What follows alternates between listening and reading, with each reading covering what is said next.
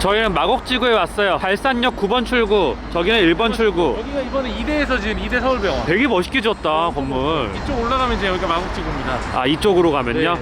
마곡지구에 대해서 좀 지도상 설명을 좀 네네, 필요한데요. 지도상. 발산역, 마곡역, 마곡나루역, 양천향교역을 싸고 있는 게 가운데예요. 4개 전철역 안에 들어있는 거네요. 그렇죠. 들어있고 이 주변에도 이제 뭐 이런 마곡 5단, 15단지 이렇게 아파트 단지, 그다음에 이쪽에도 이대병원 뭐 이런 대형 건물들도 있지만 실질적으로 여기 LG 사이언스 파크가 있는 이 가운데 여기 안쪽으로 다 이제 먹자 상권들, 그다음 주변으로 오피스텔들 이 형성되어 있는 여기가 마곡지구라고 할 수 있습니다. 오늘은 어디 포커스를 두고 돌 건가요? 오늘은 이제 마곡지구의 메인 지역들, 저희가 오피스 네. 지역까지는 굳이 갈 필요 없어서 네. 마곡지구 메인 상권들을 많이 둘러보면서 네. 과연 뭐 인터넷상이나 뉴스상에는 마곡지구가 되게 위험하고 공실도 너무 많고 이렇다라고 얘기하는데 과연 그게 상황이 어떤지 실질적으로 오늘 한번 체험해보겠습니다. 소입은 마곡지구 내가 생각한 것만큼 깔끔하게 돼 있지는 않네요. 네, 실질적으로 안쪽이 다 바뀐 거예요. 이쪽 다 옛날 약간 상권이고 여기 NC백화점이 있네요. 저기 여기는 이제 옛날 도발산 상권. 발산역 하면 상호초밥이 떠올라요. 상호초밥, 초밥 드셨어요?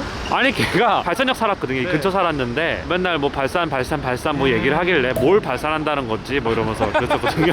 여기가 이제 유명해진 이유가 이 근처에 스타벅스 뭐 리저브 매장도 있고 여기가 이제 승무원들 만나러 많이 온대요. 가양이 아니라 가양역은 이제 실거주 지역, 여기는 약간 뭔가 세팅하고 오는 지역이니까 여기에 이제 와가지고 차 세워놓고 명함 주고 가고 네. 여기 이대병원도 있고 좀 여성분들이 많다라고 보니까 네. 젊은 남자분들이 많이 온다라고 하더라고요. 옛날에 왔을 때보다 더 많이 발전한 것 같긴 해요. 근데 좀 여기 지저분하네요. 이런데 상가 건물들 보면 깔끔한 느낌보다는 다 신축 건물이고 깔끔한 건데 간판이나 이런 게 좀 세련되지 못한 거라고 생각하시면 될 것 같아요. 아, 그렇구나. 실제로는 깨끗해요. 그리고 여기 길 자체가 1층 권리금이 10평짜리 매장도 권리금이 1억이 넘어요. 10평이요? 1억 5천. 그 정도로 장사가 돼요? 근데 임대료가 엄청 비싸더라고요. 여기가 보통 1층 임대료가 30만 원에서 40만 원. 평당? 네. 아니 그럼 강남 수준이잖아요. 그렇죠. 뭐 20평 매장에 800만 원이래요. 20평에 800만 원을 줄 정도로 장사가 될 동네는 아닌 것 같은데 어때요? 대표님이 볼 때? 장사하시기 어떨 것 같아요? 그 정도 돈을 내고 할 동네는 아니다라는 생각 들었는데 그렇다면 뭐 여기 있는 사람들이 다 망하느냐 이건 아니란 말이에요. 이런 데는 그런 거 아니겠어요? 대박을 내긴 힘들지만 그래도 월세 안전빵. 비싸지만 안전적으로 그래도 어느 정도 금액이 나오는 그리고 여기가 대기업들도 있고 회사들도 네. 많고 많은 사람들이 조금 모이다 보니까 강서구에서 객단가가 제일 높은 편이에요. 여기가 마곡지구가. 네. 근데 저는 기사를 보면 네. 너무 비싸게 세팅이 돼서 강남 수준이잖아요. 지금 네. 보니까. 그래서 상가 지역은 매력을 잃을 것이다 라는 기사를 좀 많이 봤었어요. 그런 거보다 제가 생각할 때는 지금 들어가서 재미가 없을 것 같아요. 상가 투자를 지금 마곡지구로 한다 라고 했을 때 이미 임대료도 많이 반영됐고 그거에 따라서 가격도 많이 반영됐을 텐데 사고 파는 게 재미가 있어요. 분양가도 엄청 비쌌다 그러던데. 그렇죠. 그래서 여기가 되게 다양한 재미있는 상권이 형성되는 게 불가능하고 재미가 없는 그냥 되게 일반적인 그냥 다 가맹들이 난무하죠. 그냥 프랜차이즈 가맹밖에 들어올 수 없는 그런 상권이라서 외부에서 찾아올 유인이 없다는 거예요. 건물을 보통 다 이렇게 대형 신축으로 하다 보면 사실 여기서 남겨야 되는 거는 상가 부분이기 때문에 상가 부분을 다 비싸게밖에 놓을 수가 없어요. 그래야지 여기도 사업성이 나오니까 땅도 비싸고 이렇게 상가도 이런 식으로 평평일련적으로 짓는 이런 느낌일 때는 어쩔 수 없이 임대료가 올라갈 수밖에 없어요. 그러면 미래에는 오히려 리스크가 큰 거잖아요. 대체하는 사건이 생긴다라고 하면 잘 빠질 수 있는 사건. 여기는 그냥 빠져버릴 거 근데 아니에요. 이제 그걸 보는 거겠지. 공실이나 배우 수요도 아직 다 안 차고 했으니 앞으로 사람들이 더 많아지면 어쨌든 더 뭐 좋아질 거라는 전망 이게 하나 긍정적으로 보는 건데 쉽지 않은 상황인 것 근데 같아요. 그만큼 상가가 더 많이 생기니까. 여기가 이 정도의 상가를 소위 말해서 먹여 살릴 정도의 유동인구나 네. 배우 세대나 아니면 네. 오피스가 있나 아, 있을 것 같은데 나는? 많이 들어오는 건 맞는데 배우 세대도 많이 생기고 오피스도 많이 들어온 건 맞는데 너무 많이 생기고 있다는 거예요. 상가가. 네, 어차피 상가를 볼 때 사실 여러 가지 기준을 보는데 일단은 공실이 없잖아요. 특히 1층, 2층에 공실이 없다라는 거는 네. 어느 정도 안정적이라는 거죠. 발산역 이 권리금이 근처는. 형성돼 있고. 네. 그러면 여기는 일단은 수요가 많고 어느 정도 다 장사가 되기 때문에 그런 거지. 저희가 이제 너무 좋은 것만 찾으려고 하다 보니까 그런 거지. 적은 돈을 들이고 하기는 힘들지만 어쨌든 권리금 주고 했을 때 그래도 수익들이 다들 나오지 않나 싶어요. 저는 이제 이 지역에 제가 몇 번 다녀보면서 이 지역에 1등 건물 있어요. 저거를. 어떤 건물? 요 골드타워? 유흥업소가 다 모여있죠. 아, 봄호텔 마사지 있고 그린 아로마 뭐 보드 다른 카페도 건물은 있고 하나도 안 들어- 라이브 노래방 다 유흥만 근데 얘만 들어가 있네? 있잖아요. 왜 이래요 여기는? 이거 뭐가 있을 것 같아요, 제가 볼 때. 왜냐하면 허가받기 힘들었을 텐데 얘만 받는 거예요. 그러니까 사실 노래클럽, 독보적으로. 가라오케 뭐 다 있네요 여기. 근데 여기 지역에 아무것도 안 되는데 다른 데는 안 들어가 있고 여기만 유흥 독보적으로 있다고 하면 4층도 또 골든 마사지가 그러면 있네. 아니 골든 타워인데 골든 마사지는 건물주가 하나 봐. 골든 호텔까지 이게 딱 그거예요. 아까 전에 강서구청 같은 데 가보면 주변에 다 그런 것들이 많다 보니까 보니까 서로 경쟁이에요. 얘는 얘만 독보적인 거. 어떻게 이렇게 허가를 받았지? 그렇기 때문에 이 건물을 갖고 있는 사람은 임대를 원하는 만큼 받을 수 있어요. 얘네들은 나가서 갈 데가 없잖아요. 그러니까요. 여기 주변이 자리 잡을 데가 없고 다 서브웨이 이런 거밖에 없는데 이거- 마곡지구에서는 사실 건물 막 이런 거 여러 가지 뭐 위치나 여러 가지 평가도 있겠지만 이 건물이 저는 최고의 건물 중에 하나라고 생각해요. 여기 있는 임차인들은 결국 다 건물주한테 끌려다닐 수밖에 없어요. 이렇게 허가 받았더니 건물주가 엄청난 사실 메리트를 얻게 된 거예요. 이 건물만 네. 이렇게 받았을지 신기합니다, 되게. 여기 보면 이것도 회사 사옥 같은데 저 안쪽도 다 회사들이네요, 이런. 여기 다 사옥들이 이렇게 많죠. 그 일로 들어가면 LG 그게 있는 거죠. 모여 있는 건물도 있어요. 예, 예. 이렇게 서 있는 거. 예. 여기가 다 LG. 아, 저쪽에 LG고 LG 이쪽으로 가면 뭐 대기업은 아닌데 이런 뭐 중소기업이나 중견기업 네. 사업들도 이렇게 막 있고. 근데 여기 안쪽은 이제 다 오피스, 요 길은 이제 먹방하는 거. 아, 저기 SM 그룹도 있네. 저런. SM이 아니잖아요. 우리가 아는 SM 엔터테인먼트가 아니고 SM 그룹이라고 있어요. 되게 여러 사업하는.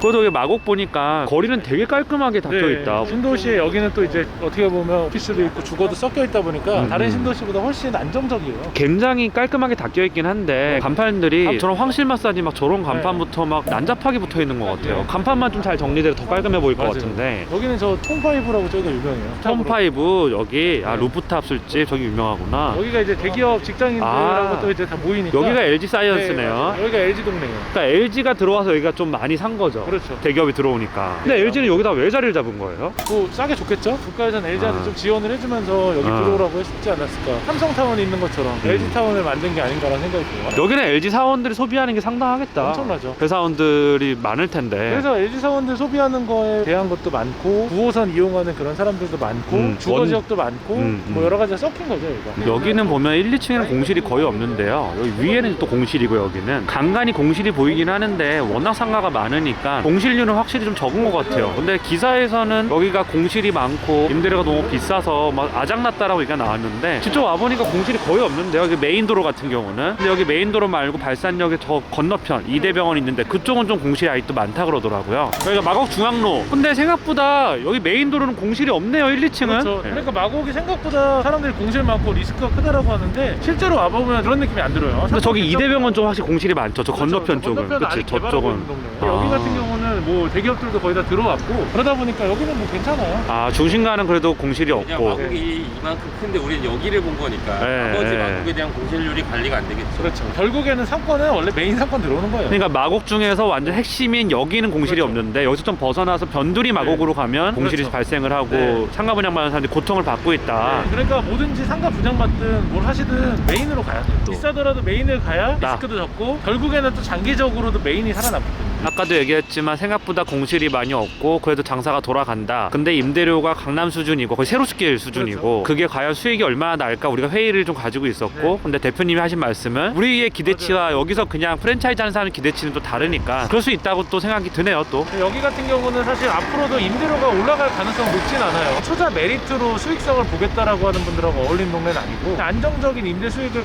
가져가겠다라고 하는 분들한테는 적합할 수 있다라고 생각을 합니다. 그리고 뭐 장기적으로 봤을 때도 크게 빠져나갈 만한 동네는 아니잖아요. 그래서 여기 같은 경우는 장기적으로 유지도 잘 될 거고 마곡지구가 여기서 봉사가 조금 더 남은 지역들이 많아요. 뭐 앞으로도 마곡지구는 나쁘지 않다라고 생각을 하는데 다만 이런 메인 지역은 괜찮은 거죠. 근데 메인에서 이제 벗어나면 공실률이 높다라는 기사들이 그쪽을 반영해서 나온 것 같고 메인은 항상 탄탄하게 잘 살아남더라도 가지로 나온 사건들은 딱 가지치기 당하는 거예요. 그 저는 무슨 생각이 드냐면 요즘 상가 관련된 기사들을 좀 많이 읽다 보니까 건물 같은 경우는 그래도 사기 수준으로 당하지 않는 이상 실패하는 경우가 많지는 않았던 것 같아요. 10년 동안 한국 부동산이 꾸준히 우상향으로 올라왔고 뭐 그런 영향도 있지만 그 저금리에. 근데 상가는 실패한 사람들이 너무 많은 것 같아요. 그래서 제가 의문인 게 건물도 물론 100억, 200억짜리 비싼 거 말고 싼 건물들 있잖아. 2, 30억에 살 수 있는 그런 건물들도 많고 한데 왜 굳이 상가를 살까? 일단은 현금이 별로 안 들어간다. 현금이 안 대출을 많이 들어가서? 받아 살 수 있다가 1번이고 건물 같은 경우는 관리를 해야 된다는 거에 두려움이 있어요. 다음에 좀 건물 관리에 대해서 저희가 디테일하게 촬영 좀 해야 되겠어요. 사실 모든 거는 부동산은 되게 비슷한 거냐면 땅을 갖고 있는 게 핵심이에요. 예를 들어서 그냥 일반 건물 같은 경우는 건물에 여러 가지가 안 붙어 있어요. 왜냐하면 그 건물 하나에서 가치가 끝인데 이런 상가 같은 경우는 땅을 사서 짓고 또 인테리어 하고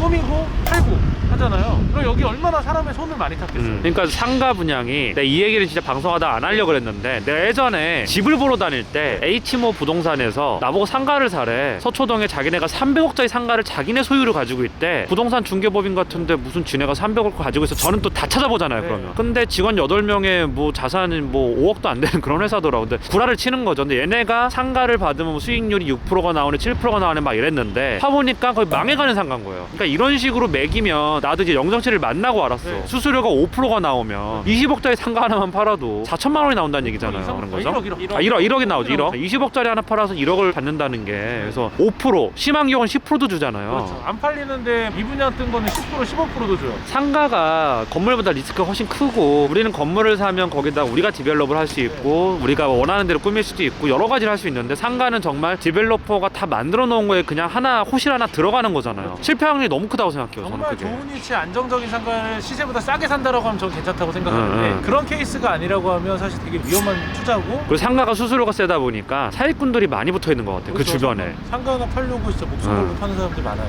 이런 건 또 거래하고 나면 특별히 하자 리스크 같은 것도 없거든요. 팔고 나면 끝이에요. 관리해줄 필요도 없고. 네, 그렇죠. 본인이 운영할 능력이 되거나 본인의 주변에 상가를 들어와서 할 수 있는 분들이 있다라는 건 좋지 않을까. 최근에도 마포에 있는 제 친한분 같은 경우도 건물 사려고 되게 하시더라고요. 어차피 자기 업장으로 채우면 되니까. 그런 거를 감안을 했을 때는 월세 내는 것도 좋지만 이런 운영을 할 수 있는 자질이 있는 분들 같은 경우는 도전해보는 것도 좋다고 생각이 들어요. 이런 거랑 똑같네요.